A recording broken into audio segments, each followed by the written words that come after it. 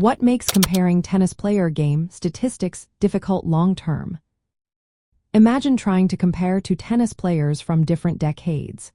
It sounds simple, but many hidden factors make this task quite tricky. When we look at game statistics, we see numbers like serve speed, unforced errors, or break points won. But these numbers don't tell the full story over long periods. First, tennis has changed a lot over the years. Racket technology has improved, making shots faster and more powerful.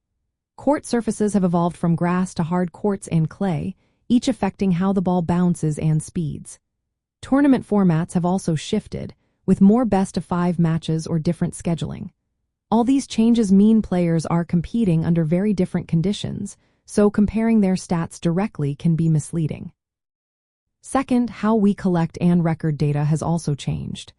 In earlier times, data was often gathered manually and was less precise.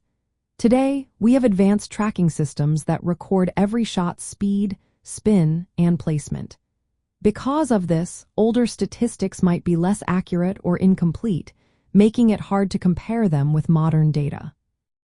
Third, player performance can fluctuate a lot.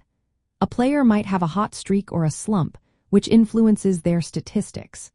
Rankings also change over time, and a player's skill level can vary even within the same ranking group. For example, a player might win many matches with strong serve statistics but struggle with return games in other periods. This variability adds noise to long-term comparisons. Fourth, physical and tactical improvements make a difference.